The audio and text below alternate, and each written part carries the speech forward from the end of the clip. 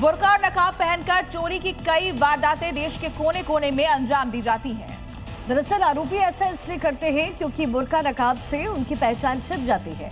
लिहाजा इसी ट्रिक का इस्तेमाल कर एक बुर्का गैंग ने उत्तर प्रदेश के मुजफ्फरनगर में मौजूद एक कॉस्मेटिक शॉप में चोरी की वारदात को अंजाम दिया। हैरानी की बात यह कि बुर्का गैंग ने इतनी शातिराना अंदाज में चोरी की जिसकी भनक दुकानदार को भी नहीं लगी।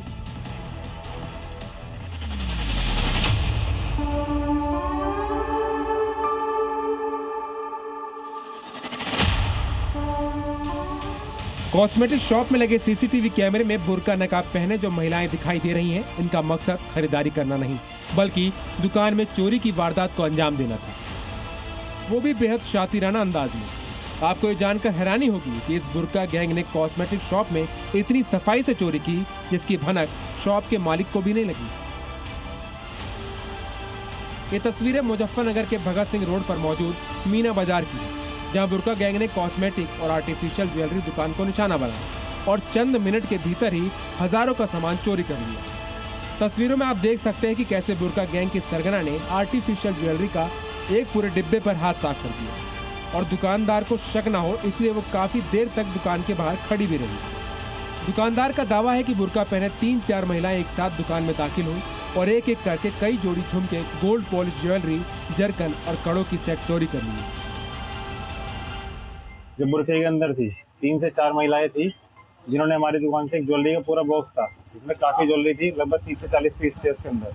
अच्छा। तो पूरा बॉक्स उठाकर बुर्के में उन्होंने डाल लिया गया है और उसके अलावा जो अंदर महिलाएं खड़ी थी उन्होंने भी कंगन के जोड़ी हटाए हैं, लगभग 3 से 4 जोड़ी कंगन उन्होंने हटाए हैं, 2 जोड़ी कानों के हटाए हैं।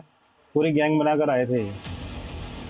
ये पूरी घटना दुकान में लगे सीसीटीवी कैमरे में रिकॉर्ड हो गई है। इस घटना के बाद मीना बाजार के व्यापारियों में भय का माहौल है। उन्होंने पुलिस से जल्द आरोपियों की पहचान कर उन्हें गिरफ्तार करने की मांग की ताकि फिर ऐसी वारदात को खुलेआम अंजाम दिया ना जा सके। लेकिन ये कोई पहला मौका नहीं। 3 दिन पहले अयोध्या के रुदौली क्षेत्र के एक सराफा दुकान में दिन दिहाड़े लूट हुई जिसमें बुर्का पहने एक महिला ने नकली तमंचा दिखाकर करीब 26 ग्राम सोने के आभूषण लूट लिए। मतलब चोरी के साथ साथ अब बुर्का गैंग लूट की वारदात को भी अंजाम दे रही है क्योंकि बुर्का नकाब पहनने से आरोपी का चेहरा सीसीटीवी में कैद नहीं होता और न ही उसे पहचानना आसान होता है। शायद यही वजह है कि झारखंड, बिहार, मध्य प्रदेश और यूपी के कई शहरों में बुर्का, हिजाब, नकाब या हेलमेट पहनकर आने वाले ग्राहकों पर पाबंदी लगाई गई ताकि चोरी और लूटपाट जैसी घटनाओं को रोका जा सके। ब्यूरो रिपोर्ट, जी मीडिया। और जी न्यूज़। इसी बीच बड़ी खबर, हिमाचल के शिमला से बड़ी जानकारी। राम मंदिर हॉल में निकाह पर जबरदस्त विवाद हुआ है। देखिए, मुस्लिम लड़की के निकाह का विरोध यहाँ पर किया गया। हिंदू संघर्ष समिति ने इस पर आपत्ति जाहिर की है। निकाह होने पर मुंडन संस्कार की चेतावनी दी गई है। समिति ने मंदिर कमेटी को ज्ञापन भी सौंपा है। उधर मंदिर कमेटी ने कहा कि पहली बार ऐसा नहीं हुआ है। शिमला की ईदगाह कॉलोनी निवासी मोहम्मद नासिर की बेटी 11 अप्रैल को होने वाले निकाह के लिए उन्होंने हॉल बुक करवाया है और इसी का अब विरोध किया जा रहा है।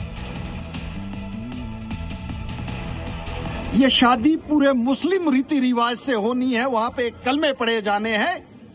आज सनातन समाज के लिए कितना बड़ा दुर्भाग्य का दिन आ गया कि हमारे मंदिरों के कैंपस के अंदर जो हमारे मंदिरों की प्रॉपर्टी है उसमें नमाज पढ़ी जाएगी, कलमा पढ़ा जाएगा और मुसलमानों की शादियां होगी। इससे बड़ी शर्म की बात हमारे लिए कुछ हो नहीं सकती।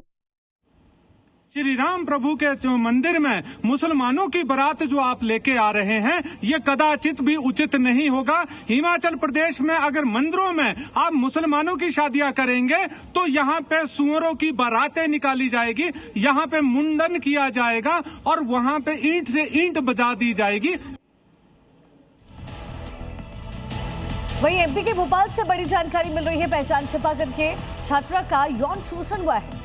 आसिफ ने खुद को आशीष बताया और 1.5 साल तक पीड़िता का यौन शोषण किया गया। पीड़िता पर गर्भपात करने का दबाव भी बनाया गया, साथ ही धर्म परिवर्तन का भी दबाव उसके ऊपर बनाया गया। पुलिस में शिकायत के बाद अब यह आरोपी फरार हो चुका है। एमपी से ये बड़ी खबर, एमपी के भोपाल से ये बहुत बड़ी खबर सामने आई है। आसिफ ने खुद को आशीष बताया, यानी नाम बदला, किसी और धर्म का व्यक्ति और नाम बदल करके पीड़िता से मिलता है। धर्म परिवर्तन का प्रेशर बनाने का भी आरोप है। जैसा देता रहा, 1 साल बाद मेरे को मालूम चला कि ये मुस्लिम है। उसके बाद जब मैं प्रेग्नेंट हुई मैंने उसको शादी का बोला, फोर्स करा। उसके बाद वो मेरे को बोलना कि वो मुस्लिम बन जा, अपना धर्म परिवर्तन कर ले। उसके दोस्त भी उसको साथ देते थे, जान से मारने की धमकी देते थे। तो मुस्लिम बन जा, ये हमारा दोस्त अच्छा है, तेरा ध्यान रखेगा, नहीं तो तू तेरे को मार डालेंगे, बाहर किसी से जाके बताएगी तो। उन्होंने रिपोर्ट लिखाई है तो एफआईआर लेके हमने अपनी विवेचना की कार्रवाई प्रारंभ कर दी गई है। अभी आरोपी फरार हैं, इसमें टीमें बना दी हैं हमने, तो जो भी आवश्यक कार्रवाई करेंगे।